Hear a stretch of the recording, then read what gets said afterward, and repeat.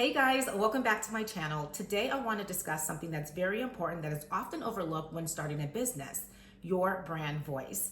Whether you're creating a social media post or you're building out your website or even sending out marketing materials via email, your brand voice is what connects your audience to you on a deeper level. Today, I'm going to help you develop your brand voice and to help you keep it consistent across all communication channels. Trust me, it's one of those things that once it's complete, it makes everything in your business so much easier. Okay, so let's jump right into it. The first step is to define your brand's personality. Your brand's voice starts with your brand's personality. Is your brand's voice more fun and playful, or is it more serious and professional? To really understand your brand's personality, I want you to think about your brand like a person. How would they show up in a conversation? What would their tone sound like? Are they energetic and bold, or are they calm and reassuring? This personality will set the tone for everything else. You also want to choose 3 to 5 words that describe this personality. For example, friendly, trustworthy, adventurous. When I work with my clients during a VIP day session, we are able to complete a full customer persona. And in that customer persona, we end up figuring out what their brand's personality is, as well as their brand voice. And to get started in the exercise, I always ask them to think about their favorite brand and to think about 3 to 5 words that describe their favorite brand. And they're able to do this very quickly. This is exactly what you want your customers to do for your brand. Meaning that when your customers think about your brand, your goal is to have them understand your personality right away. To further exemplify, I always use this example to think about Dick's Sporting Goods or Big Five Sporting Goods, right? Their brand personality is very obvious, adventurous, outdoorsy, ruggedness, bold, right? So take out a piece of paper, and what I want you to do right now is to jot down 3 to 5 words that tie in with your brand's personality.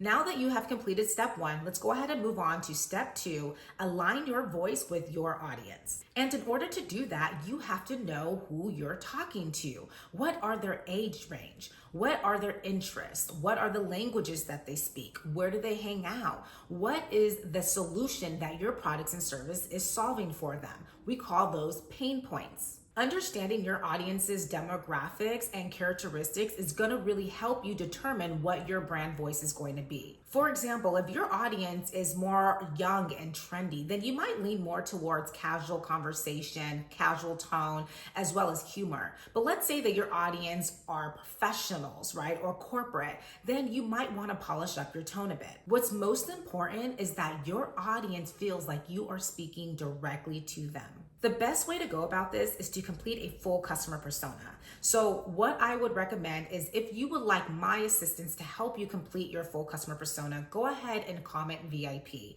Now, if you choose to do it on your own, that's completely fine. Just go back and watch episode 2 of series 1, How to Start a Business. And I have a checklist in that series that you can use to get started. I'm also going to link it in the description area here as well. So whatever your tone may be, you just want to make sure that you adjust it to what they can relate to.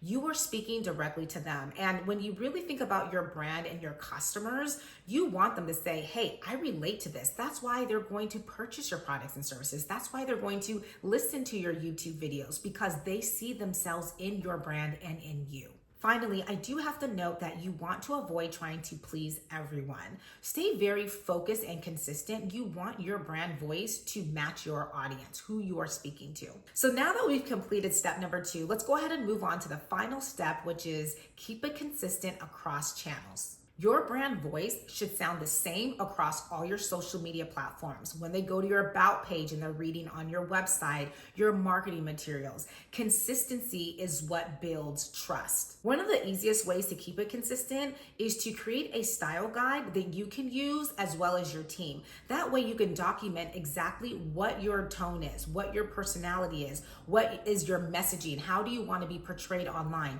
That way it's consistent across all social platforms, your media, your website, your marketing materials, and your team understands your brand personality and tone of voice as well. Trust me, this works. I use this for my interns, and I'm not kidding. Every intern that I get every single semester, every quarter, they all do the same thing. There are times I go on my Instagram account and I want to engage with my audience, and I'm scrolling and I see that I guess I have already commented, my interns sound exactly like me. There's times where I'm like, when did I comment on this? And then I realize it's my intern. That's when you know that your brand's voice and personality is in sync. Now that I've covered the steps to help you develop your brand's voice, I want you to take out a sheet of paper and I want you to write down your brand's personality and how it should sound to your audience. Then commit to keeping it consistent across all channels.